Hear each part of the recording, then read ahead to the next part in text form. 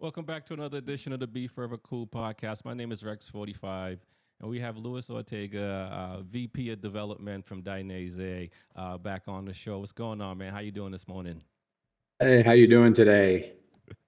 I'm Good to see that you're still around. Yeah, me too, man. It's I can't speak for everyone, but I like living and being healthy. So, it's unfortunate for people, down here in Florida that did Yeah. have some people lost their lives, homes destroyed, cars and such. So for a lot of people, definitely, I'm thinking about them and prayers with them. But it's a when you're in it, you do think about the most important things in life, Yeah, for in that sure. moment, especially something that you have no control over, Mother Nature and stuff like that. So hopefully, this here area is done for the season, but we got another month.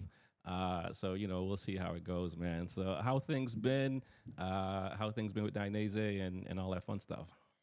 Really good, man. It's been a busy time. We're getting ready for EICMA in a couple of weeks in Milan. We're doing some product launches there, so it's been pretty busy. We work about a year in advance with the products. So Okay. right now, we're selling the 2025 product, but we introduced the 2025 product at the middle beginning of 2024, and we're actually now developing and finishing the samples for the 26 product, and also developing the 27 product. So we're always well ahead of time. We have a product timeline that stretches out 7 to 10 years, Okay. and that can move forward or back depending on development, depending on different things. It's an exciting time. Obviously, there's a lot of big changes here at Dainese with new ownership, new ideas, a lot of people that have come into the company that bring fresh perspective, Right. and it's always great to be accepting of new ideas. So it's a great time to be with Dainese. Nice. Now, you say you guys are planning a year for this show. Is that new products or just how you're gonna lay out your show or represent the brand at EICMA? It's a combination of a bunch of things. So obviously, new product. We're thinking a year and a half in advance. What can we have ready to present at EICMA that we will then shortly or in the same time period of EICMA be launching? Because if we bring something to EICMA a little too early, but it doesn't launch for a year, then it's kind of like all the buzz for that product is gone. Mm-hmm. And if we bring something to ECMA and it does launch, but it's not ready to launch, or we launch it prematurely, then you run into other issues as well. And then as far as like the layout for ECMA, we usually start that conversation in the beginning of the year. We want to make sure that we get the right location within ECMA, because location is everything there. It's a very, very big layout. I mean, if nobody's ever been to ECMA, compared to like the motorcycle shows we have here in the US where they all take place under one roof, Okay. ECMA is massive. Like, it takes place over a large area. Sometimes it takes up multiple halls in different buildings, so you actually have to walk from one building to another to see different product. Wow. It's really, really massive. It's something that if you're a motorcycle enthusiast, it's great to go there at least once in a lifetime just to see how big motorcycling is globally. Because here in the US, again, we look at it as a niche, small market, Right. but globally it's so massive, man. It's Oh, it's incredible. wow, man, that's pretty impressive. I haven't been. I have to get it on the list of things to do. I've been to the ones here in the States and stuff like that. So it sounds like what's going on there is similar to, like, the Olympics, as far as venues and stuff like that. Um, but also it's in Milan, so that can't be too bad of a time either, Yeah, right? yeah, no. I mean, luckily they have pretty good food there. Okay. So it's like usually the hardest part about going to Italy every time I go is the flight there and the flight back. It's that 6, 7, 8 hour time change, 9 hour time change if you're coming from the West Coast to Italy. So Right. it can be a little brutal for the first few days you get there, and then it can be brutal for a few days when you get back. So as soon as I get back, I'm probably going to take a few days off just to get back into sleep U- pattern of U.S. being in the time. US. Yeah. Yeah, yeah, yeah. No, I hear that. Now, is that and how long does the show last? I mean, so you're there for like a week? It's a week. Yeah, it's A a week. week. Yeah, we get there, we set up the week before, we get everything prepared like the Sunday before the event. On Monday, we do some run throughs. Tuesday, Wednesday, Thursday, Friday, Saturday, we have people come visit us. We have meetings there. There's a lot of distributors that come from all over the world to meet us there, to sit down with us and discuss business and sign contracts and all kinds of different things that happen. So it's unlike the motorcycle shows here, which are very consumer driven. These are consumer driven, but very business oriented. So we're trying to connect with other businesses in other countries, trying to meet with our partners and solidify some of the deals that we already have going on. And is this the show that you get as many of the top riders that you guys support to come out? Not really. Okay. No, because it happens kind of in the middle of the season. Yeah, yeah. So if you think about it right now, like GP is in the flyaway, so they're doing like Japan, Australia, this and that. And then after that, they come back to the European round. Some of the manufacturers will have riders there. We sometimes have one or two people come for a day or two, but it's really hard to peg down some of the top riders for a week. Gotcha. Yeah, Like you yeah. can get them for a day or two, but getting them for more than a couple of days is really difficult because I mean, think about it, man. It's your day off from work. Do you really want to work?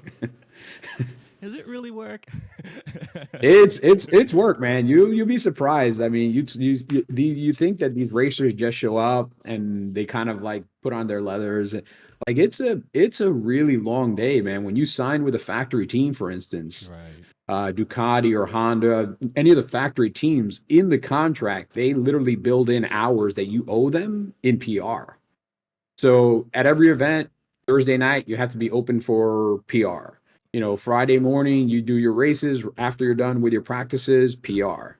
Right. Promotional events, meet and greets, this and that, or 2 days before, especially for like the Japanese riders. We just had the Japanese round in Motegi. They usually get there like on Tuesday before or Monday before, one, to get used to the time change, but two, because they have all these Honda and Yamaha events that they have to attend, that they have to go, these photo shoots, it's go to the factory, meet the employees. So it's Yeah. work, man. It's work. I hear that. You would think it's fun all the time, but I gotta assume, some days those guys wake up on the other side of the bed and not want to smile. Oh man, I gotta go shake hands and kiss babies again. Yeah. Well, I mean, if I'm getting a fat check, I'll do it. No, exactly. That's how I look at it too. But you do see. I think it was the Japanese round. I don't know if it was Mark Marquez or somebody you saw. Like somebody wanted to get a photo, but they were like hugging kind of tight, and he was kind of Yeah, trying to push away. And it's just, you do have to beat people back, which is it's go ahead. there's a famous video of Rossi out where he's like going through the paddock, and in some of the paddocks, like just fans randomly walk through the paddock because Yeah. they're allowed to. They get VIP access or they pay for VIP access, and like these guys are trying to get from point A to point B to work, and this lady is like just randomly walking around, and Rossi hits her with her scooter, like kicks her out of the way, like and keeps going, and it's like. The guy's got work to do. Like you Yeah. might be there having a good time. That guy is there to work. That guy has got something to do. So Yeah. it's you don't see it as much because it doesn't get captured as much, but it Right. happens all the time when I go to different paddocks. Oh, I can You, imagine. you, you can see them like, hey, all right, yeah, great, great, great. I can't sign. I got things to do. So fans, if you're listening, be easy with the riders when you Respect see them. people's time. Yeah, respect people's time. Time and space. Give them a little bit of space. Yeah. Speaking of that, let's jump right into it and talk about, since we're talking about the fans and the motorcyclists. Mhm. Let's talk about education a little bit, between the US and Europe.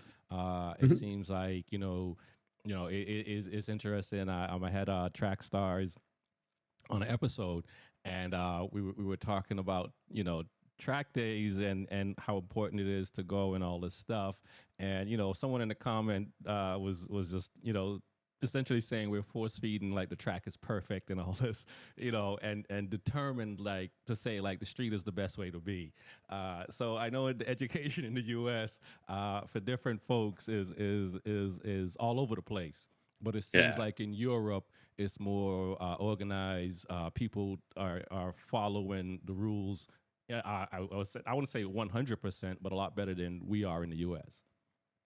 Well, I think it's because in Europe they have a little bit more of an organized uh, way of doing things. If you look across all of Europe, most of the countries in Europe all have similar or very similar educational processes for getting your motorcycle license and how a motorcycle license works and so forth and so on. Here in the US, every state has its own individual laws.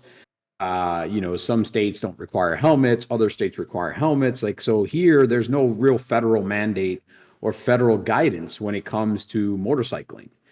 Um, and that's a big problem because you can be highly educated in one state. I think, one of the states that is the most stringent, but as California is are very regulated, as you know. But they also have the biggest motorcycling community in the US. One, because of their overall size, but two, because of their overall climate. Right. You can ride a motorcycle there almost 12 months out of the year. You can do it in Florida too, but for 6 of the months you're burning, you're on fire because it's so hot. Literally. And for the other 6 months, for 3 of the next 6 months, it's raining all the time. So you have to get really good at riding in the rain. And then you have really like a 3 month window where you can comfortably ride a motorcycle, not burn to death or get pelted by palmetto bugs the entire trip. Yeah, yeah, yeah. And if you look at the way they do education, it's pretty good, but it's still not on par with what Europe does. Like Europe has the graduated licensing standard. So you, as a 16-year-old, you can get a license, and depending on the license, you can only qualify to buy a motorcycle up to so many cc's. And then after a certain amount of time, or if you take additional classes, you can graduate from that number of cc's to the next number of cc's. And again, it's a graduated licensing system. Here in the US, you can have a permit in most states, walk into a dealership and buy a Kawasaki H2R turbo. As long as you got the money, they don't care. They'll sell it to you. Right. So here we're more consumer based, but we're not really educational based. If we were more educational based, would it hurt the sales of motorcycles? I actually don't think so, because if you look at the majority of the sales right now of motorcycles in the US, they're low displacement bikes, 600 cc's or 500 cc's and below.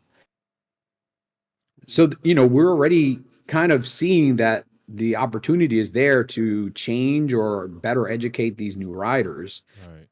And even the MSF classes that we have here in the US are not really great. Like the MSF classes here are very basic.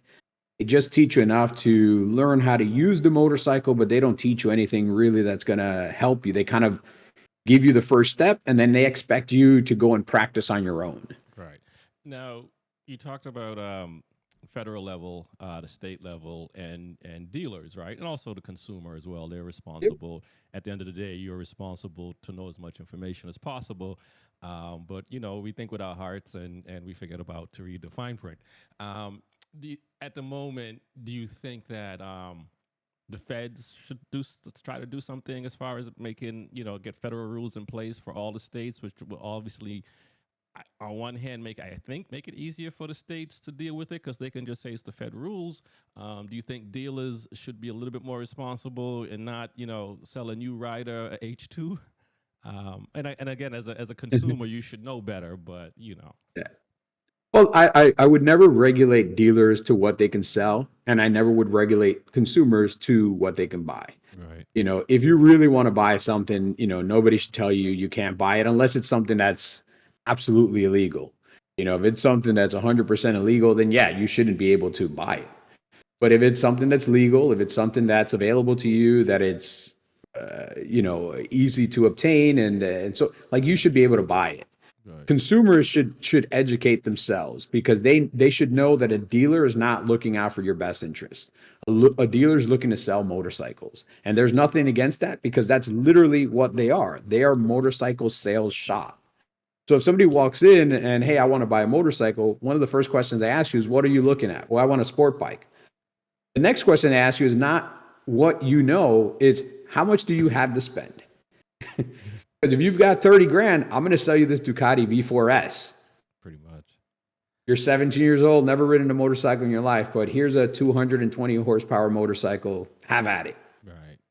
So, And go ahead. yeah, Go and ahead. on the Fed level, I'm not big on federal laws for to mandate a lot of things. I do think that there should be consensus across the U.S. at least for helmet laws. I know each state now has different variants of a no helmet law. So if you don't have a helmet, you have to carry so much in health insurance coverage or something. In the event you have an accident and you don't have that, you don't qualify for a lot of social programs to help you with the bills, which is good. If you want to take the risk, then you should pay for the reward. So it sounds like we have guidelines so to protect insurance companies and Yeah, hospitals yeah, yeah, for yeah. when you jack up yourself on Yep, being a dumbass. yep. But we don't want to put anything in place to not you know to stop you from getting into or help stop you from getting into an accident. Well, not get you in an accident, but how badly you get hurt based on what you're wearing. The only thing, if we can put one thing on the books, it would be that to get a motorcycle license, you need to do more than pass a very basic motorcycle test. Mm-hmm. Because most DMVs that do a motorcycle test, it's literally in a parking lot. You have to make a couple of stops within a certain distance. You have to make like a U-turn within a certain. It's very, very rudimentary. I mean, and most people that show up at those events will rent a motorcycle that's like 150 or 200 cc's, whatever qualifies as like Right. just a motorcycle in that state, and then go out, pass the test, take that license, go to the dealership, 1000 cc R1M, 4 hours later. And it's like, well, you should have to pass some sort of regulated course before you can get your license. And MSF is great, but again, MSF, a lot of the stuff that they're still teaching is still rudimentary. Right. I agree. And do you think that the amount I don't know how many people in the U.S. ride motorcycles, but how many of them do you think have a motorcycle license? I Even believe the last time I checked, only 2% of licensed drivers in the US have a motorcycle endorsement. right. So a lot of that's what I figure is I don't know the exact amount, but I from just talking to people and being around riders and stuff like that, most people got a bike. I don't even know if it's insured. There's a plate on it, and they're riding, and that's it. So it's not even not to say it's like the Wild Wild West, but even saying you have to have a motorcycle license, it's not even not to say enforced, but it's not really being enforced. No, it's not. I mean, I just, I get a lot of news from the Northeast because that's where my friends and family are from. And even when I travel there, I see all these guys riding on the street on, dirt bikes without license plates. I see them riding on these scooters that they're buying at local furniture shops because these furniture shops are importing them from China or Indonesia. And they're just out on the street ripping around, no helmets, no nothing, no license plate.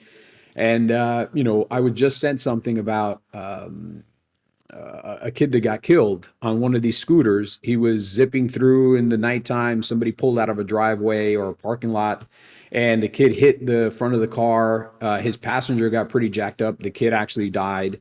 And it's sad because, why? Yeah. Because it's an unregulated motorcycle. The police aren't enforcing any of the laws. There's no one there to tell that place, that furniture shop that's selling that moped, hey, you can't sell that moped unless they have a license. Right. So, again, the regulation, if you're going to sell a motorized vehicle, XYZ should happen. And even now with electric bicycles, like there's electric bicycles out there that can go 40 miles an hour. That's not a bicycle anymore, man. That's a motorcycle. Yeah. Yeah. I completely agree.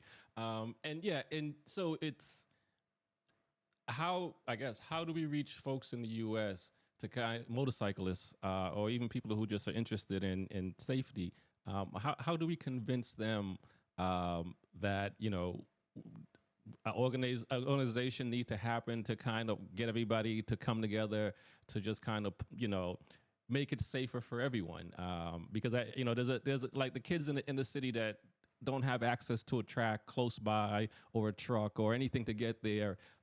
Their only playing ground is the streets, and I get it because cops don't want kids to get hurt on their watch, so they let them do whatever they want. But then the neighbors are complaining because the kids are just doing this. So in Boston, for instance, they're putting speed bumps on every street just about, just to Yeah. to say, hey, we're gonna slow people down. But I got a truck, I don't slow down. So if I unless my car's lowered, I'm not slowing down for the speed bumps. So I don't even think those work. But it appeases the community, as if to say, the politicians are doing something. So it's like this, you know, how do we reach? How can we reach people? To get them to It start looking at this in a positive way.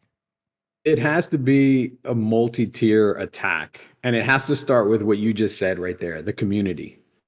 Like, other motorcyclists need to go to these young guys and girls on these illegal motorcycles, and they have to be the ones to speak to them. The moms and dads of these kids have to be the ones to speak to them. Like, it has to come. We can't just regulate everything. We can't just federal law and state law and city law everything. Yeah, we can make this illegal. We can make that illegal. Growing up, when I grew up, the community regulated the kids. Yeah. We didn't need the police to regulate us. Right.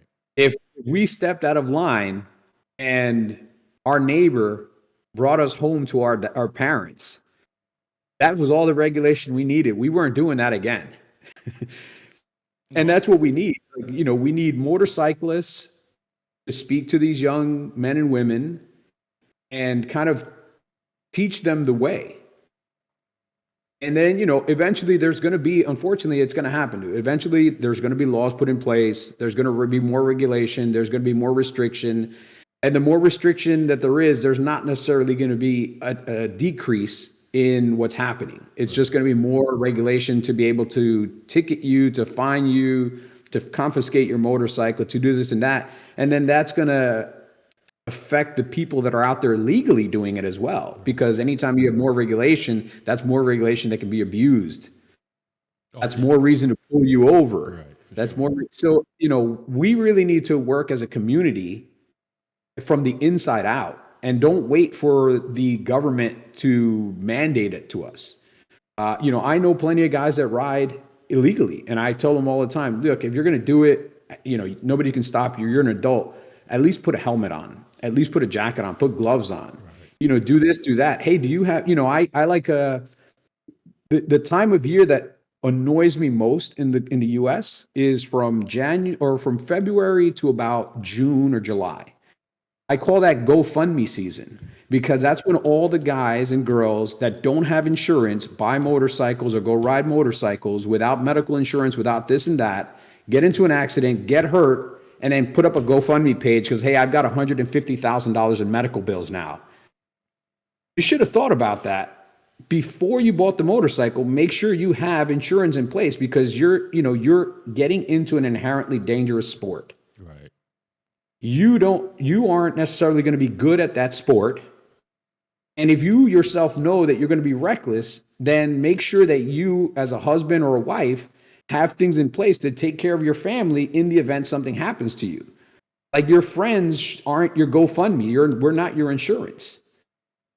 But again, this is community. Community needs to be honest with each other. Right. Like, these are the conversations that we within the motorcycling community need to have with one another. Hey, man, you're riding a little reckless out there. You want to chill a little bit because there's a lot of traffic out tonight. You don't know this.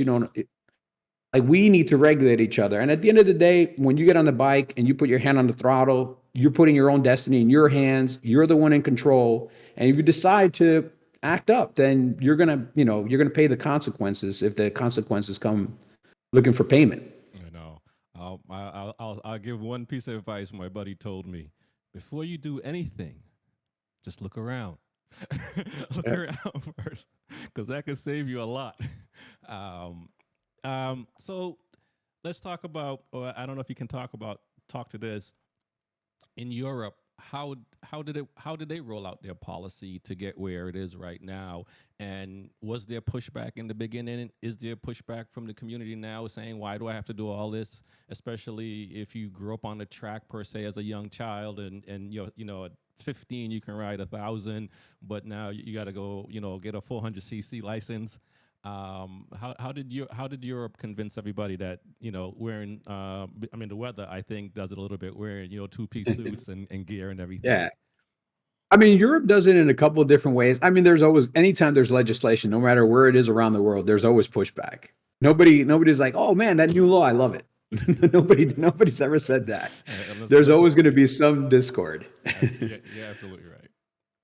But like, take a look at Germany. Like Germany, what they did is they put into place rewards.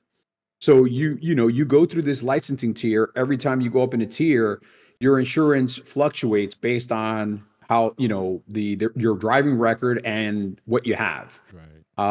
If you own a two-piece suit and you wear a two-piece suit every time you ride, your insurance goes way down just because you're wearing the right safety gear, just because you're doing that. And this is something that I think would help a lot in the US because right now, one of the biggest things that's holding a lot of people back from buying motorcycles is one, the cost of motorcycles has gone really high up. That's why lower displacement bikes are selling so well. And more than anything, in a lot of states, the cost of insurance has gone really high up. Because if you think about it, a $15,000 or $20,000 motorcycle, if you crash it, 90% of the time, it's a total loss. Right. Yep. You bend the forks or you crack the frame, it's a total loss. Nobody wants to pay to move everything to a new frame and everything. So every time the insurance companies are doing this, they're taking a big risk, and that's why we're paying. I've seen premiums in excess of $3,000 a year to insure a motorcycle for 12 months in the Northeast, Right. where you're not going to ride for 4 or 5 of those months because it's going to be too cold. It's going to be snowing. So you're literally paying, 400 or $500 a month for your motorcycle to sit in your garage. Now, if I told you, hey, if you pass this class, you automatically get a 10% reduction on insurance, which insurance already does. If you have a safety class, you get a reduction on your car driving and your motorcycle driving. But if we had more tiers that can give you bigger discounts, I think it would reward both the rider to be more educated and reward their pocket by bringing their insurance costs down. And it would also open up more people to being a little bit more accommodating to motorcycles because, hey, my insurance on my bike is not more than my insurance on my car. Right. Exactly. Yes. And you talked about the incentives and discount. Um, should bike manufacturers offer incentives for having safe gear? I know they don't No, want to get in bed because with that, but should they? yeah, they won't because that would be kind of like if you bought a car and you put a 5-point harness seatbelt in your car, the manufacturer of the car could care less. Right. Like Right. we already gave you the car has the brakes to stop you, the EMU, it has anti-lock brakes, it has this, it has that, whatever safety features that the motorcycle comes with. We've done everything we can do on the motorcycle. Now you have to improve the most important part of the motorcycle, which is the person sitting in the seat. Right. And that's where I always tell people, I always try to incentivize people, whether it's on the track or the street, the more education you do, whether organized education or your own education, like there's nothing that stops you from going to a parking lot and practicing your emergency stopping, practicing how to use your brake, how to cover the brake. So as soon as you get off the gas, your finger should be on the brake. And then how to use the brake, how to initiate braking, and then go to full braking. So in the event that you ever have that, you have the muscle memory where you don't just snap the brake lever, you put your finger on it, you make that initial contact, you know that the pads are on the disc, and now you can go full brake, and you're not going to necessarily flip the bike over Right. because you're not jabbing and stabbing. Exactly. Oh, slam yourself But if to you the never ground. practice that, yeah, if you never practice that, what happens in an emergency? Oh, you Grab can the brake. Yeah, here eject. you go. Eject it from the bike. Ejectocito. Yeah, for sure. I know about that. And I, Yeah. I learned that lesson early on. Crashing as well. Leaving an after party at 4 in the morning. Riding home on my bike. Going through an intersection with flashing lights, and somebody blew the intersection. I didn't think about cold tires. And I didn't think about, if I grabbed the brake. And I didn't think I grabbed the brake. I wasn't even doing 20 miles an hour. I didn't think I grabbed it that hard, but I grabbed it hard enough. It just slammed me right to the ground. Yep. So So yeah, and being on the track, or practice and wherever you practice, it makes you a better rider. And when certain emergency situations come up, you know how to deal with as best as possible.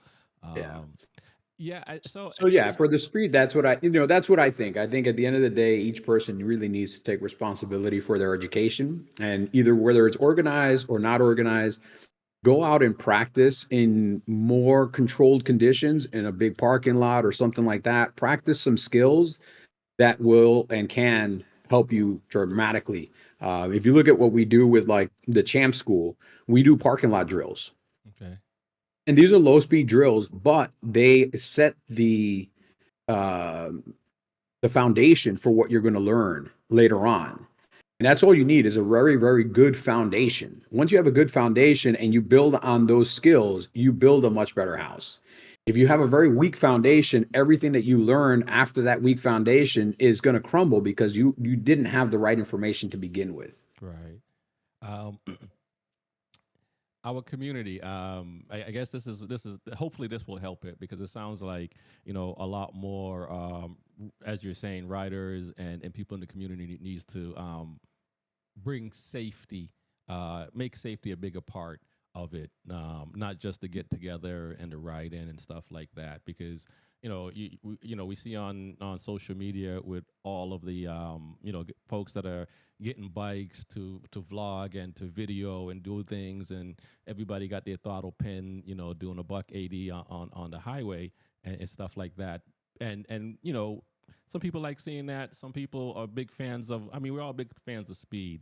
Um, but yeah, I think hopefully in the future we can get the community to start thinking about safety a little bit more. And we talk about it on the show and been talking about the show, and we do see the pushbacks in the comments and stuff like that, and see other people talk. And everybody's trying to make a name for themselves. I shouldn't say everyone, but a lot of people are trying to make a name for themselves, so they tell people in the comments that you can go start riding on 1,000. And then when you listen to their story, they'll say, I wouldn't recommend it.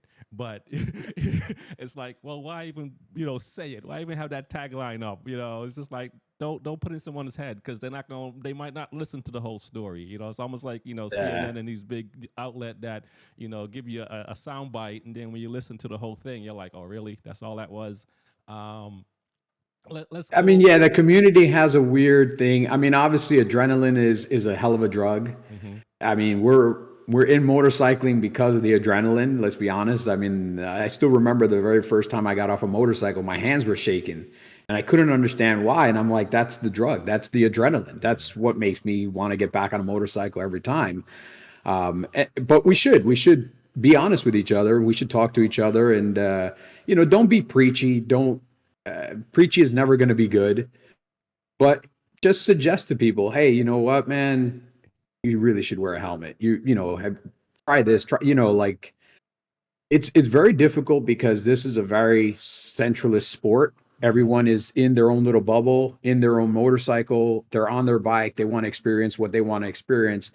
We just need to be a little bit more proactive in trying to positively enforce wearing gear is really important. Right. Education is really important. And yeah, I've seen all the videos. I see the guys ripping through different states on certain highways. Crash videos get a lot of likes, get a lot of views and everything else. But every time there's a crash, man, that's another person that might not be going home to their family. So, the visual is really interesting. When you see a car accident on the side of the road, everybody stares. Right. But how many actually stop and think, oh man, that could be like a mom that's not going to get home to her kids today or something. So it takes some maturity to like take it from that visual aspect to like, oh man, if somebody had told that kid like wear a helmet, he might still be here today. Yeah, I completely agree. I think there's not enough of the day after what Yep. happens, right? It's like, I've crashed over 8 times, and screwing my hand and fractured dislocated wrist, and lacerated spleen and stuff like that, and I was wearing gear. Yeah. You know what I mean? And so, but I also know that all my crashes, gear did protect me, because it would have been a lot worse And most of the crashes, I was fine, and I've gotten ran over at the track. I low sided, somebody rode over me in my gear, and like I raced the next day. So it's like a lot of my crashes, didn't end up going to the hospital, but one did. You Yeah. know what I mean? And but at the end of the day, like having gear, even that crash I mentioned at 4 in the morning, like I had jeans on. If I had riding jeans on, I wouldn't have jacked up my knee. I had a quarter-sized gouge in my knee from hitting the ground, right? And it's so and after that, I'm always wearing riding jeans or pants, right? So it's like I learned my Yeah. lessons.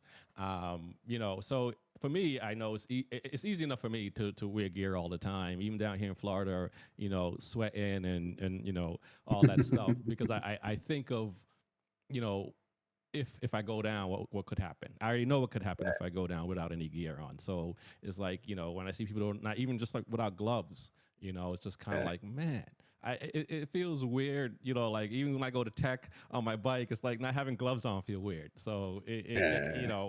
I do hope the community, in the U.S. starts to think a little bit more about the safety aspects of it. And I know it's expensive, but you only have one life. Yeah, I mean, there's products for every price point, and obviously, as the price goes up, the protection increases. If you really know what you're looking for.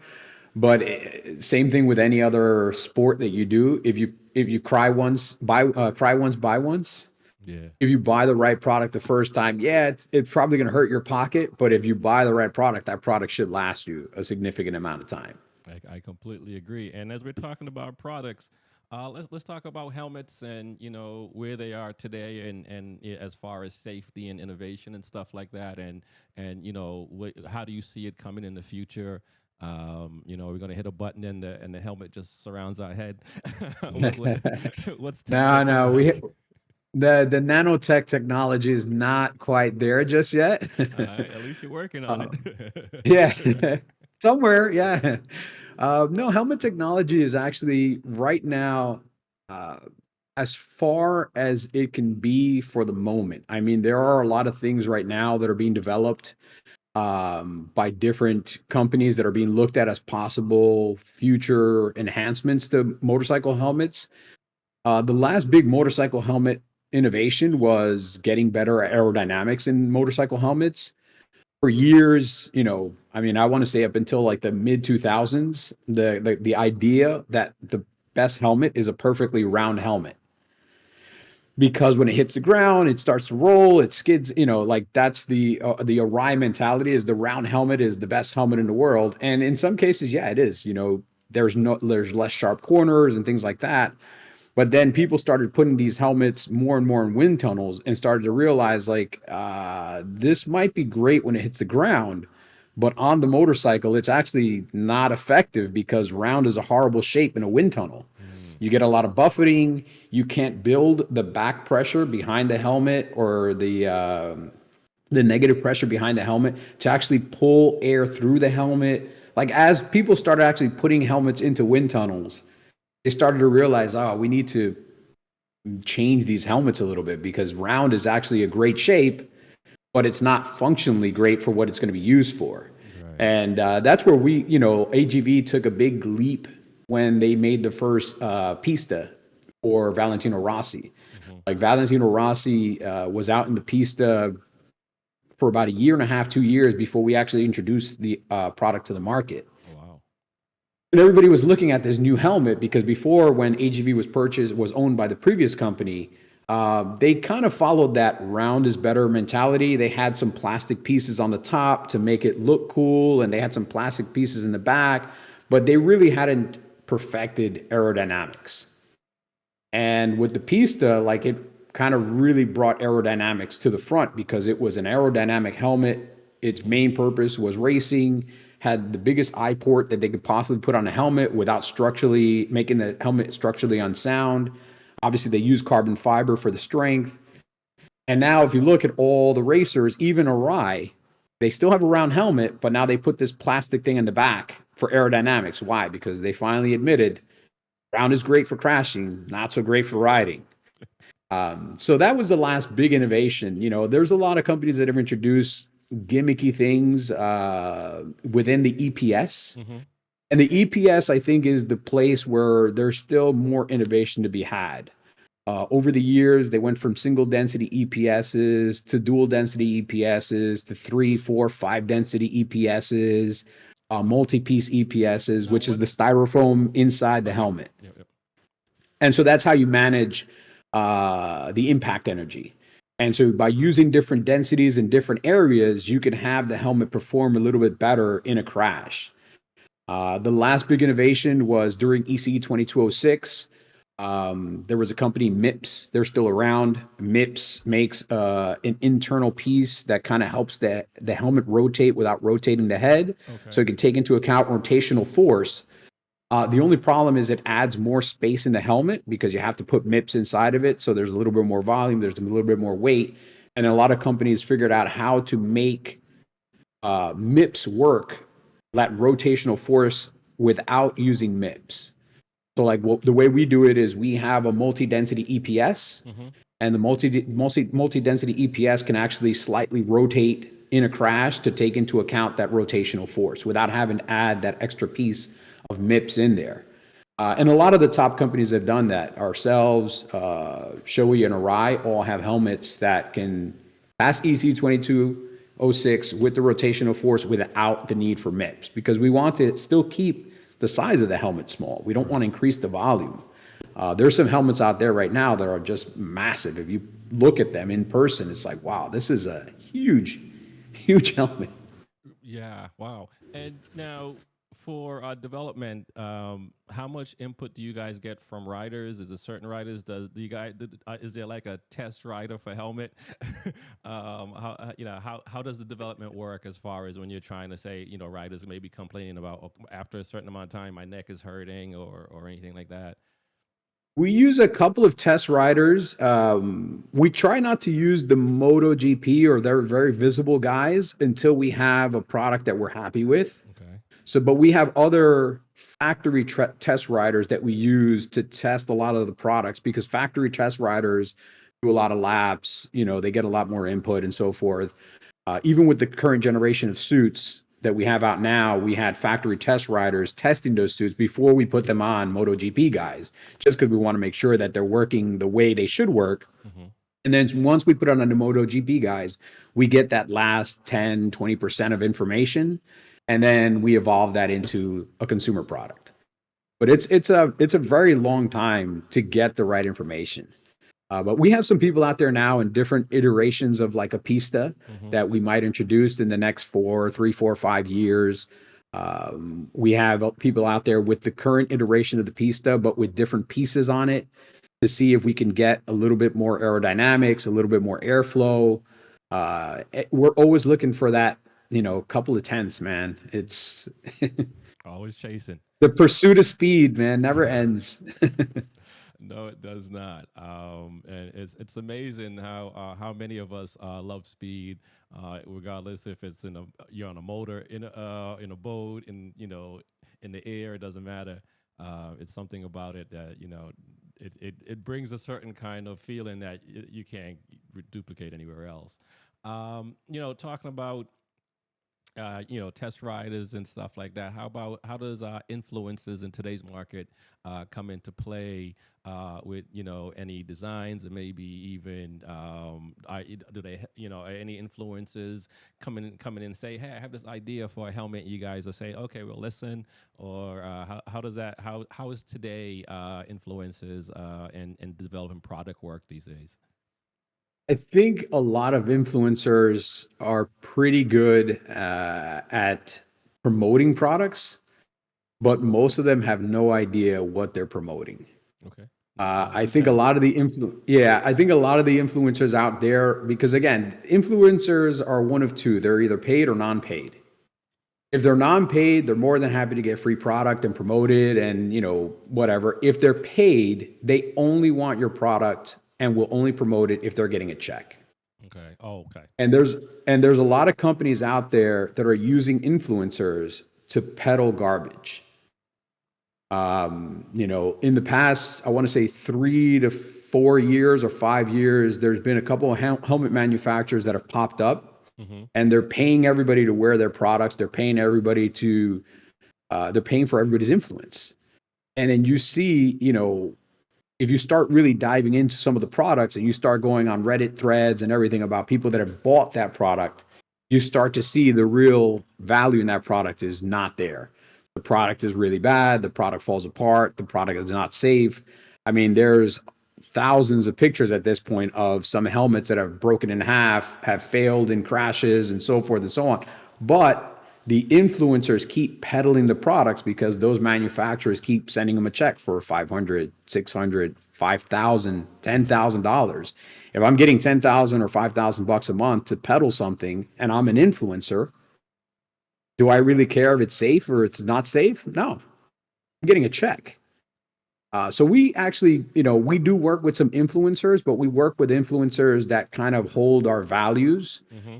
and follow our values. Like if you look at the people that we work with here in the US, like track stars, Jose German, and a couple of others, Sarah Dean Cole, they love motorcycling, but they also love safety. They love to promote the sport. They have all the same alignments that we have as far as values. If we wanted to go out and get like somebody that has 5.5, 6.5 million followers, all we need to do is cut that guy or girl a check and tell them, hey, promote this product, 8 times this month on your social media channel. It's going to get in front of, 40, 50 million people. And that's great. We only paid, 20, 30,000 bucks to get in front of 25 million people, but we don't. Right. If you look at anybody that's connected with Dainese, we have more people connected with Dainese that have less than 300,000 followers than we do that have over 800,000 followers, because we don't need to buy people's influence. Right.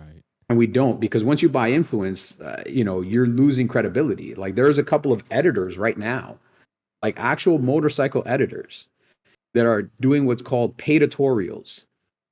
So they're not editorials, they're paid Oh tutorials. wow. So they only want So to write a so people story. are Yeah, so people are paying them. They'll literally tell somebody, "Hey, you got this new product coming out. If you give me 10 grand, I'm going to take pictures of your product. I'm going to post it on our social media. I'm going to do a video on your product. I'm going to repost that video. We're going to put it in our magazine. We're going to put it here, but you have to pay us 10,000 bucks. I'd rather give you my product, try it, and give an honest review about my product. I don't want to pay for you to say that it's a good product if it really you don't believe in the product just because I paid you. Right. And again, this is that influencer mentality, man. I don't want to pay you. I want you to, if my product is not good, I want you to tell the consumer it's not good. If my product is good, I want you to tell them it's good because you tried it and because it proved itself, Right. not because I paid you. So, I tell a lot of people when I come across people, hey, this person on social media, this person on YouTube is saying that this company makes this helmet, and that helmet was designed by the guy that designed the Pista. Mm. You're like, Really? Because I talked to the guy that designed the Pista literally this morning on our 5 a.m. call. right, right. And I'm like, hey, do you work for that company on the side? He was like, I've never seen any money from them, so I don't know what you're talking about. And then they go a little bit deeper, and it's like, oh, wait a second. That company owned the company that used to own AGV. And because they own AGV before Dainese bought it, they're saying that they invented the Pista, when realistically, they invented all the helmets that came before the Pista, Right. and all fit horribly and all didn't work very well. Wow. Um, how I mean, it's more of just generalizing, and because I don't think either one of us will have a solution. But um, is it time for influencers to start policing themselves a little bit with products that they do push? Because I've seen some influencers got bitten by products they humped. This is more in politics, and they got paid by Russians, right? And so they got a little bit of backlash of that. So maybe they may police themselves a little bit more. But in the case of like helmets and gear, people are getting hurt from the products if the products are not built well. Does that go back to the influencer at all, or it just kind of jumps right over and go to the manufacturer of the product? What I've seen is that some influencers are policing other influencers and calling them out when they are promoting bad product. The problem is, let's say I have a channel that's only has 100,000 followers, and the influencer that's peddling this nonsense has a following of $1.5 million or 1.5 million followers. My complaint is literally a pebble in the ocean. It's only when a lot of influencers come together. And I saw this happen earlier this year with a couple of influencers going after each other for selling riding jeans. And it turns out that they were both peddling competing riding jeans that were both made, I think, in like the same factory, that were both like really low quality jeans. But they went after each other saying, oh, you're peddling these jeans which are trash. And oh, well, you're peddling these jeans that are trash. And it's like, technically both of you are peddling the same jeans with different labels. Like, um, the consumer needs to just educate themselves better. The consumer needs to don't let other people influence your purchasing, whether it's for gear, for motorcycles, or anything. Do your education, do your due diligence, spend time, get to know the product. This is one of the things we'll talk about with counterfeits. Let's jump right into it because I was Yeah. literally gonna bring that up as far as you know, influencers who have been around for a long time, or not, but they had the ability to work out deals with reputable brands, and they're getting paid and they're fine. There's other influencers that are they're trying to come up, and this is the deal that they can get. And so they may make a deal with a counterfeit company or knockoff company and stuff like that. You know, how can an influencer handle that situation, or what's the best way? Because I mean, yeah, it's easy to say don't sell counterfeit products, but if they're trying to turn their thing into a business, you know I can see people not making the best choices, especially when they need to make money. Well, we got two things here. There's counterfeit products, and then there's brands versus manufacturers. So like the counterfeit product part of it, most influencers don't attach themselves necessarily to counterfeit product. Right. Counterfeit product is usually peddled directly from the manufacturers. So like there's companies in China, Pakistan, Indonesia, Bangladesh that make counterfeit products, and they target the US market, and they're getting really, really good at it. I mean, I've gotten ads on Instagram where it's, hey, Dainese store in Germany is going out of business and we're liquidating all of our Oh products. wow. And I'm like, well, shit, I know the guy who runs this store in Germany. He didn't tell me we fired him. Like our store in Germany is still open. But then you dive into it and you start to find out that this is a link that goes to a AI generated page that has a specific amount of products. And when you look at the products, sometimes they're pictures of the actual product, but then the actual product arrives at your door is not that product. It looks like that product, but it's not. Right. And now you just got duped because there's no way to get that money back. That money is gone. I mean, you can maybe, fight it with your credit card company. But now here's the other thing. I just gave all my credit card company to somebody in another country, and it's going to take me a week or two or a month to get the product. And in that time, how much other stuff did I buy with that credit card that I didn't know about? Right. Like, you have to be a very, very conscious person. Not only are you getting the counterfeit product, which is not what you expect, but you're also giving your credit card information away. So now you're susceptible to identity theft and worse. We get so many counterfeit products because counterfeiters aren't counterfeiting shitty products. Right. Nobody counterfeits, nobody is going to counterfeit a built suit or a built jacket. It's already cheap enough. Like Right. they want to counterfeit the best. You don't counterfeit a bag that Macy's makes. You counterfeit, like I told you earlier, you counterfeit a Prada bag or a Gucci bag. Right. So AGV and Dainese are constantly being counterfeited because we're aspirational brands. We have very, very a vast array of price points. So they want to say, hey, this boot, Dainese sells this boot for $600. We can make this boot in our factory for $9 and sell it for $200. And everybody will buy it thinking they're buying this Dainese boot that's $600. Then they get it and it's not the boot. And then they send it to us saying, hey, I bought this from you and it's fake. And how, we talked about, the government earlier, getting into things, as far as regulation and stuff like that.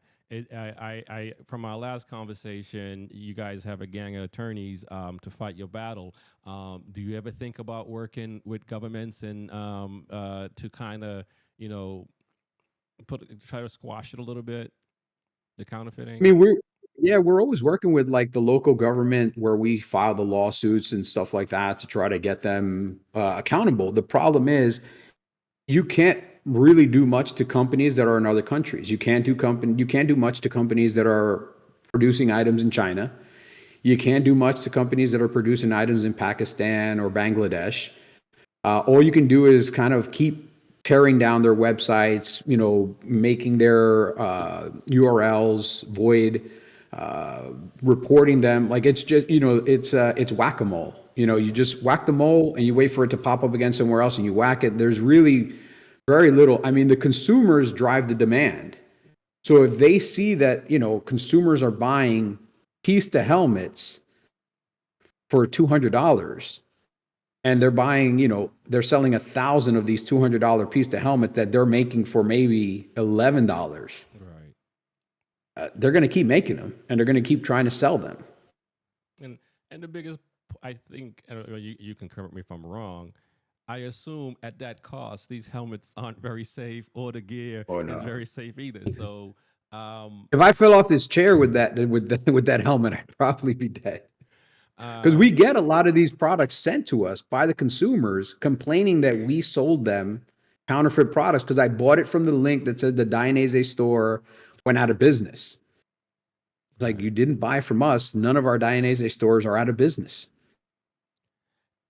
I run into this, in IT as well, because of just the internet, and how to not get in trouble on the internet with people, and it's very easy for, people who want to take advantage of people who are not computer savvy. It's very Hmm. easy today. It's unbelievable how how easy it is today. It's not just the motorcycle, community problem; it's an overall problem. Um, and what I tell clients and such is, education, education, education, Yeah. because without it, there's not going to be, there's not an app or a person that can sit, watch your what's coming into your network and protect you that way. You have to be vigilant, where you click. Even if you go to the same places like every day, they can replace that link one day on you, and Yep. you'll never know. um, do you guys at Dainese, try to, push out, educational information on, customer beware, or, if you don't see these numbers in on your tag, it's not legit. How much effort, goes there? I mean, in all of our products, we do a bunch of different things to try to get the customer to see that it's our product. So, like on all of our shoe boxes, there's a hologram label. In all of our clothing, there's a hologram label. There's a stack of labels inside of the suit, inside of the jacket, inside of the pant. All those labels have unique part numbers, have barcodes, have certifications, what certification it's made up to. Like if you look inside any Dainese product, you're going to find maybe 4 to 7 labels all stacked on top of each other. On the jackets, it's on the right hand side. On the suits, it's on the right hand side. On the pants, it's on the left hand side, the right hand side, or the back, depending on the pant. On the shoes, we have on all the shoe boxes a hologram label. Like we try to do our best possible to make sure that the consumer knows that when they get it, they're looking at the right product. Right. With that said, unfortunately, when you get it, it's too late. You already got it. How are you going to send this back to China or wherever it came from? Right. So just educate yourself. If you're buying product, buy it from reputable shops, buy it from reputable dealers. Look at how many customers they've had. Look at the reviews. If they have any customer reviews, like if you're buying it from eBay, if they only have like 3 reviews or they've only sold 5 items, don't buy from them. If you go on Amazon, look and click and see how many reviews they have. And outside of that, if you're going to a specific site, try to buy from within the country you're in. If somebody from Brazil is trying to sell you a pista, probably don't buy that pista, man. Yeah. Like, we try to buy up all the domain names that we can, but it's impossible to buy up all the domain names. Like for Mexico, we have agv.mx. Hmm. We have agv.br. We have agv.co. We have Dainese. We try to buy as many domain names so people can't use our domain name. But even with that, people will come up with something like agvmexico.mx. Yeah. It's, just a buyer beware, man. Yeah, I completely agree with you with buyer beware. Do you think some of these people know they're buying knockoff though, and they and they still I'm just gonna do it anyway, because No, I mean, from the feedback that I've gotten from our after sales team, which is our warranty team, hmm. a lot of people actually really do believe or did believe they were getting Wow, a great deal wow, on a Full Metal 6 glove or on an Axial boot or on a race suit. Hey, custom Dainese race suits, blah blah blah blah blah, $800. I'm like, dude, how is a race suit that's custom only $100 more than our actual boots right. that are off the like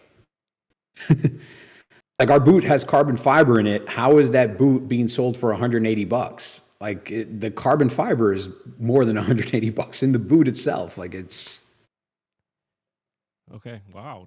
yeah. I wondered about that because again, you know, we think about it. Or I think about it. When I buy things and so forth, and if I see something, I was getting my daughter some sneakers, and she wanted the Jordan 4s, and I was like, all right, I'll go look and see, and it was just like, all right, I found a pair, it's reasonable price, and then I'm looking at it, and it's just like, oh, to be here a month from now, and I'm like, oh, where's that coming from? That's how long it takes that kid that's making your kid her sneakers to make the sneakers. And so it's just like, all right, okay, this is like if the deal seems too good to be true, it is too good to be true. Yeah, And that's so it's unfortunate that people are getting duped, but I think it's happening all around the world. There's scammers all around the world. So it's yeah, very for sure. it's a lot of it's unfortunate that we have to put work in to keep things safe, not even just to push a product, just to keep other consumers from getting scammed and so forth. So, Well, um, that's the worst part about it is, these are safety products. yeah, And, these people are selling people false security. yeah, And if it was a pair of sneakers, it's a pair of sneakers. But if it's a helmet, I mean, you're talking about a life-saving device, right. and you're selling somebody that something that can protect them. Like there's just, I don't know. I hope there's a special place in hell for those people, man. No, I completely agree. You're absolutely right. Anything safety wise, medicine, when people do things that take advantage of people's lives, yeah, I agree with you there. I know we ran out of time, man, and Well, we're gonna. we still have 4 minutes if you'd like, because I just wanted to do a recap on MotoAmerica if you want it. Oh, let's do it. Let's jump into it, man. Because I wanted to talk some racing today, because I love racing as much as you do. So the season ended. Obviously, Yeah. we have our champions in all the classes. It was actually a really good season. The feedback and the turnout this year at a lot of the events was really, really good. I got to go to quite a few of the major events, Okay. and the turnout was really good. And as much as people bag on the baggers, the bagger series is really like a big series, man. Like I went to the last round in New Jersey, and I'm gonna say 50% of the motorcycles that showed up were in sport bikes, man. Wow. Yeah, like Uh, there was a lot of Harley Davidsons, a lot of Indians in the parking lot that were there to see baggers. Now, do you think the season is it just people coming back into motorcycling in general and came out more this year than before? Is it really the Bagger series that's drawing the attention? As far as the crowd. I think it's a combination of a couple things. I think people are coming out a little bit more. I think MotoAmerica still needs to keep working on some of the things because at some of the events, the number one complaint that I got to hear from a lot of people is the cost of going to the event Hmm. has gotten really high Okay. in some cases. And so, if you think about it, if I'm going out with, my wife, my two kids, if that's going to be a $250 day, that's a little bit, for some people, it's a little hard to swallow, for 250 bucks, but what I think the baggers are doing is the baggers are bringing back the people that used to be sport bike riders and now their back can't handle being on a sport bike, so they Right. have baggers, Yeah. and now they have something to cheer for again because hey, that guy is doing that on this motorcycle that I own, Right. and it's just bringing in a different viewership. Nice. Yeah, I've been to, well, if not Motor America, but it was a CCS as round because the baggers did come to some of those rounds, Yep. and so I've gotten to see some of those motorcycles on track and stuff like that. It's pretty wild to see. Now Josh Herron, winning Super Sport the year before and coming in into the Superbike class and running away with it. Bulaga is trying to kind of do the same thing in Superbike, but I don't think, and World Superbike, but I don't think he's gonna get it unless somebody kidnap Top Rock. uh, Yeah. No, Bulaga's done an incredible year. When you think Bulaga's a unique guy because I followed his career for a very long time. yeah, yeah, And you think about where he's gone from Moto 2 to Moto 3 to like being on the cusp of going to GP and getting rides and losing rides and he was out of the sport. he was a He was VR6 Academy rider. he was, but you know what? He made some bad decisions. He had some bad management. He just ran into some bad luck, and it happens. Even here in the US, you talk to any racer, the number one thing that you have to be careful for in racing in the US is the guy that promises you something. Because everybody promises you something. Right, right, right. And he was just racing like the Italian series and the CEV and stuff like that. And then he got an opportunity to do the V2 last year. Did amazing because the guy is a talented rider, Yeah, and then he steps up to the factory team, and he still shows like, hey, he's a top quality rider. yeah. No, But yeah, Top Rack's, unless the BMW falls apart or somebody kidnaps Top Rack, I seriously doubt that he's going to let that championship slip through his fingers. I completely agree. Now, yes, to go back to Josh Herron, though. I mean, what do you think about his season and what he did? And do you think that since Gagne been killing it, if Gagne was healthy, do you think the competition would have been closer? And I know it went down to pretty much the last weekend, um, but Herron was pretty consistent for the year. Yeah, I mean that was the problem with this season in Superbike is Gagne just couldn't get healthy. And to be honest with you, man, I hope he can make it back, but it doesn't look good for him coming back. I mean, from what I understand, he's had multiple surgeries on his arm because of his arm pump issues over the years. Hmm. And at this point, do you want to have more surgery on your arm at this stage in your career? Or, hey, you know what? I've made enough money. Like, maybe I'll just chill. Right, right. And then same thing with Bobier. Bobier started the year, pretty good. Last year he had a good year, but he had a couple of really bad crashes. He got hurt pretty bad twice. Yeah. I know he really got his bell rung at the crash in Pittsburgh. He came back this year. He had again some more issues medically. So Josh was able to win, obviously, because he was consistently the guy that was there every weekend. We had guys that had spurts, peaks and valleys. Yep, yep. I'm a little bit biased because I work with Bobby Fong, Okay. and I was just happy to see him doing as well as he was doing, knowing the bike that he's on versus the bikes that he's competing against. I mean, he ended up the Yamaha with the most points, but he's on the non-factory, technically Yamaha team. He's on a bike that is kind of like a hand-me-down bike. and he only has one bike. Oh, So if he whoa. crashes that bike, they have to fix that bike that day, and then he has to go back on a crashed bike. He doesn't have a second bike. Okay. So he did really well with what he had. I think with a different team, he might do a little bit better, and that's another sad thing. Right after the season finished, the wrench team announced that they were not coming back next year. Oh, So now Bobby is kind of out of a ride, and it's like, dude, I finished the best. third in the Yeah. championship, number one Yamaha, and like most guys, he's looking for a job now to race next year. Wow. And do you think Yamaha factory might look at Bobby? It's hard to say because I mean the Yamaha team has like their guys. So if anybody's going to get to the factory team, let's say if Josh decides to not come back, Hmm. or Jake Jake. decides not to come back, or even if the other rider, the South African gentleman, uh, Peterson. Peterson, if he decides not to come back, one of those two seats I think will go to Matthew Schultz Okay. because he's been on Yamaha for a long time. He was on the Westby team for a long time. He just, he won them the Super Sport Championship against the V2 on an R6 that was seriously, Built. outmatched.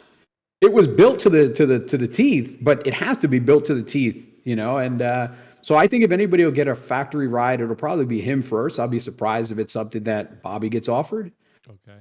Where Bobby falls right now, it's hard to say because again, all these teams at the end of the year are all doing these little dances to figure out where money is coming from, how they're going to race, what bikes they're going to race, everything that's going to happen. Right. Now, do you think Schultz is actually going to come back up to factory, or come up to Superbike, after going to Super Sport? I mean, it seemed like I look at Cambodia, who I think he should have stayed in MotoGP in Moto Two, but I also saw his ability when he came back, how he dominated. But I think he got that experience from Moto 2. I feel like he's coming in as a cheetah, but he's coming from a different stage. So it's kind of I know World Superbike bike got more horsepower, but the Moto 2 category is you got the top 20 something riders in the world, and Yeah, but if you look at what Cam did before he left the US to go to Moto 2, mm-hmm. he was dominant. Yeah, Like he got to Moto 2 because he was so dominant here in the right, US. yeah, And so the guy has talent. I don't know what his Moto 2 experience is, but obviously he wasn't on one of the top teams. He wasn't on one of what people would consider the top bikes. right, So they had some technical issues and some struggles. He still did very well with what he had. I think he could definitely go even further because the guy has shown through the Red Bull Cup, Red Bull Rookies Cup, and all that he's an incredible talent. right, I think he should stay in Superbike. I would love to see him go to World Superbike, to be honest with you, yeah, if he had the opportunity. The thing is, he's married now, he has a kid. Does he want to move his whole family to Europe right, for a year or two to do this? His best bet would be to stay here, try to get healthier. Maybe the Tyler's team can get some more support from BMW, get that BMW closer to what Top Rack is racing in right now, because that thing looks unstoppable. right. And he could be very, very good here. Will he go to Yamaha? If he doesn't have a contract with Tyler's and Yamaha opens him a spot, why wouldn't he go to Yamaha? Right, You know, right. I think he's him, Bobby, and a couple other guys are just guys that if anybody's going to be looking for somebody and wants to be competitive, these are the guys they need to be looking at. Okay, no doubt. If you want to just go race for the sake of racing, you can hire anybody. But if you want to be competitive, there's like 3 or 4 available people that can do really good on your team. Okay, nice. Now, before I let you go, what are your thoughts on the new Yamaha 3-cylinder, the R9 coming out? I don't know how much you know about the what electronics are going to look like for those second gen bikes. I know in Moto 2 for not Moto 2 in MotoAmerica for next season. Oh, well, the R9, a lot of people, I was online and I saw the avalanche of poo-poo that people had against the R9. And I think it's because of the naming convention.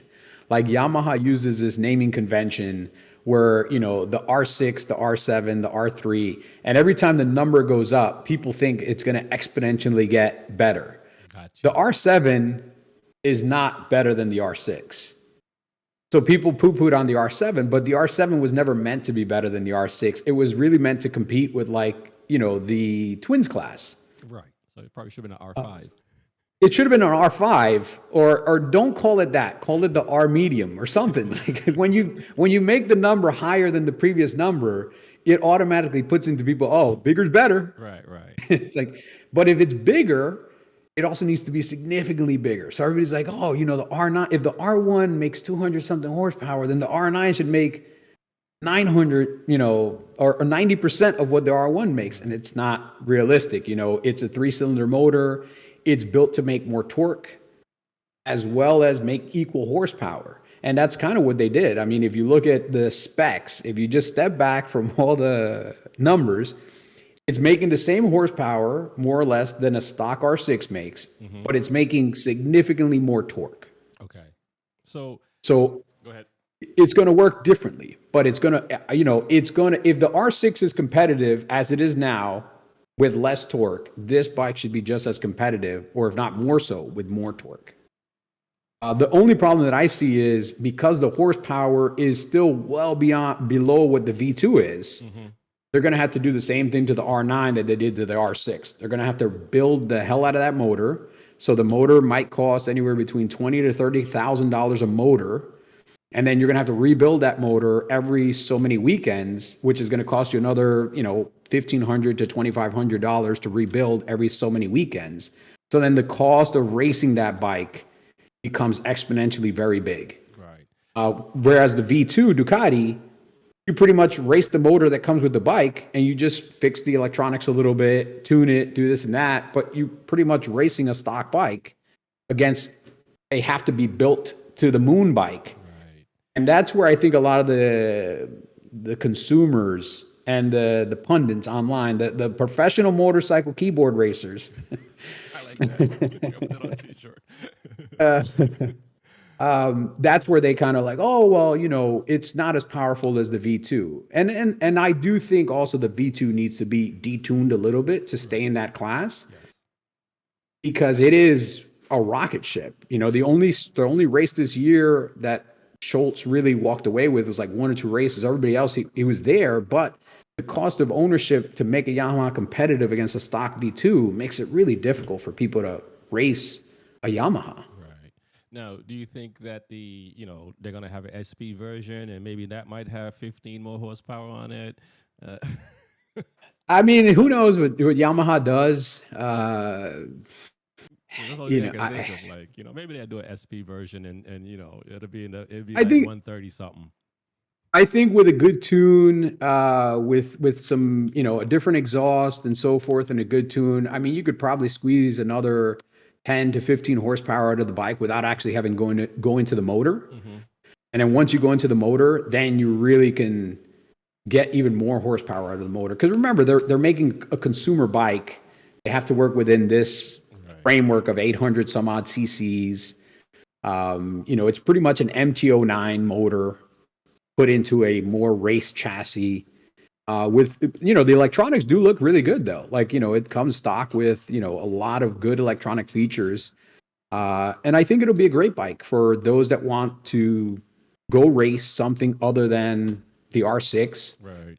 I tell everybody this week, I told everybody, I thank Yamaha for increasing the value of my R6 by $3,500 when it comes time to sell it, because they're becoming more and more difficult to find.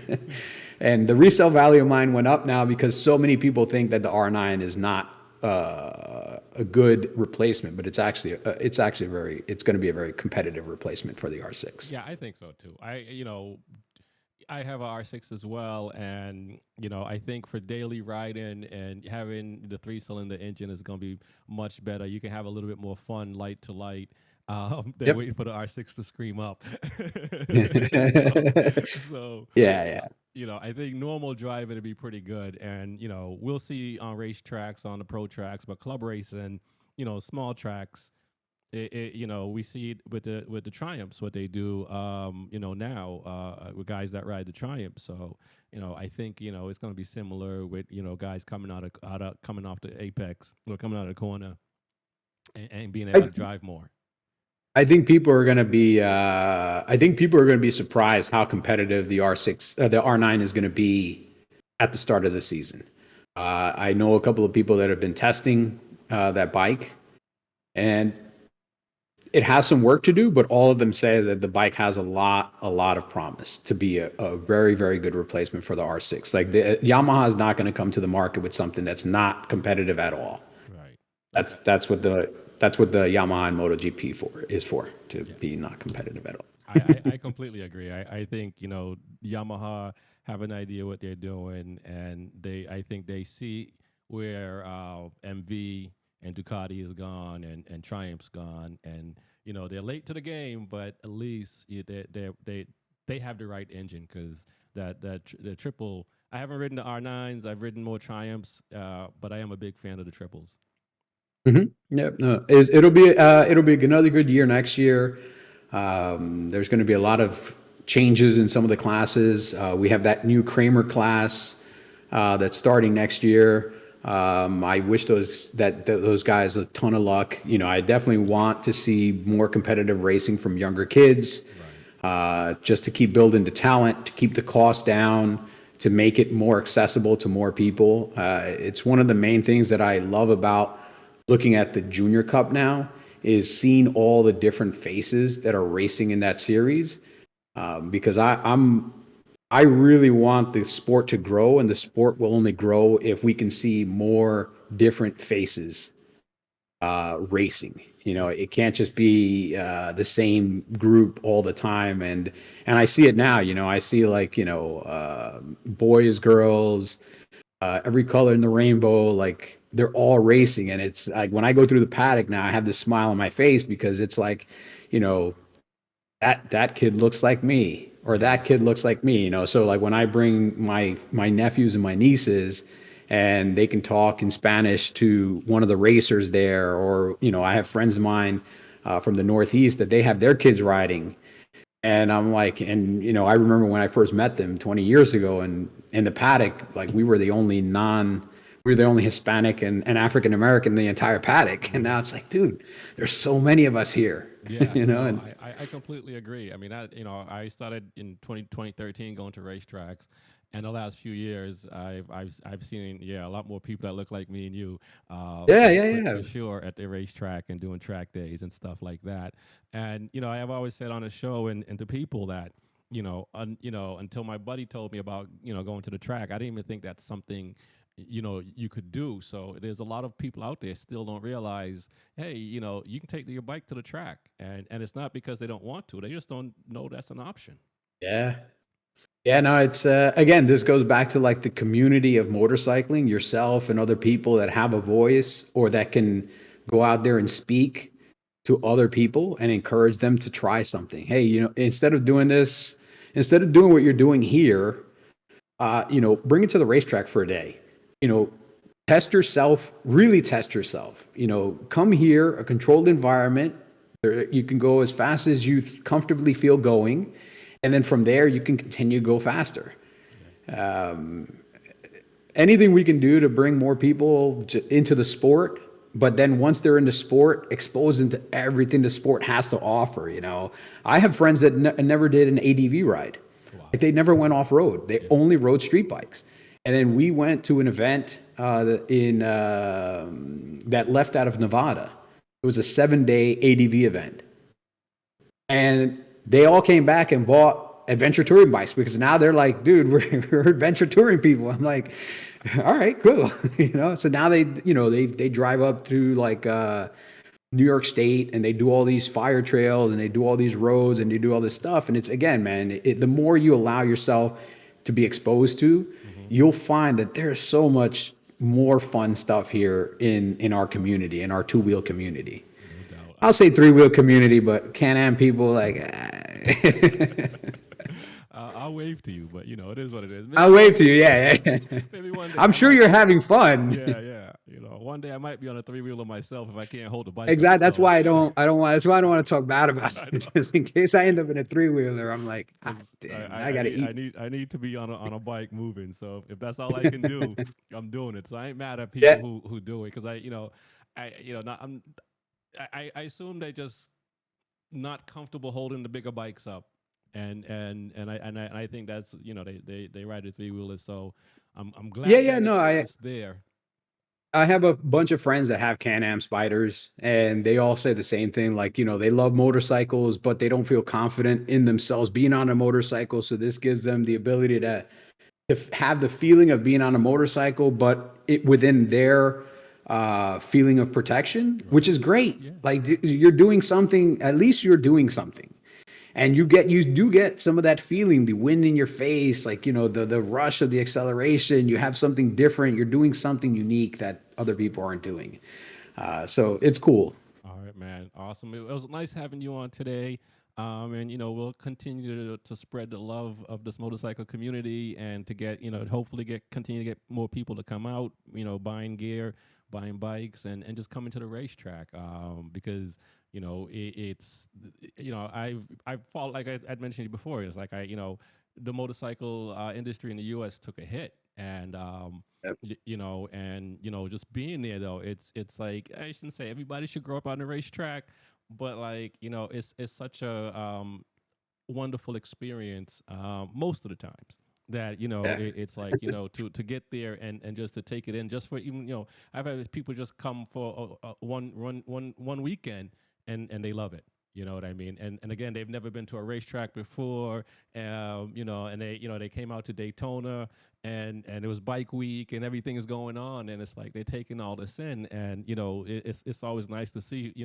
We take it for granted, being there multiple times, but I still remember the first time going to Daytona or going Yeah, to yeah, yeah. Coda or Mugello or wherever. It's like that first time feeling is something you take with you forever. Yeah, no, for sure. This is a great community because the shared experience that we have is very unique. Not everybody has this experience. And even if people don't ride motorcycles, if you can get people that don't ride motorcycles at least to come to some of these events Yeah. and share in what this community is really all about, which is the celebration of what we do and motorcycling and engineering and everything. It's you really open your mind up and you see like the entire cross section of the country. I don't think there's a segment of this country that doesn't like motorcycles.